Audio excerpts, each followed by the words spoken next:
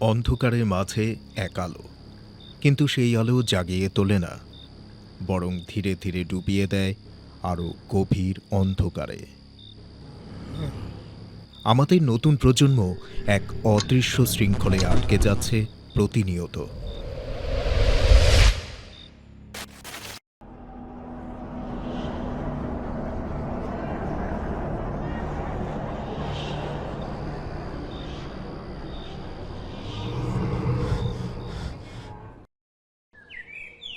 হঠাৎ মনে প্রশ্ন জাগে, আমি কি ভুল পথে হাঁটছি?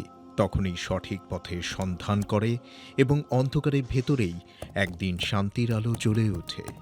যে স্ক্রিন দীর্ঘদিন তাকে বন্দি করে রেখেছিল অন্ধকার গভীরে, সেই স্ক্রিনই একদিন দেখিয়ে দেয় মুক্তির পথ। সে ফিরে আসে তার রবের দিকে। সলাতের নীরব প্রশান্তি তাকে অন্ধকার থেকে আলোতে নিয়ে আসে। কাহাফ গার্ড হয়ে উঠুক আপনার সেফগার্ড।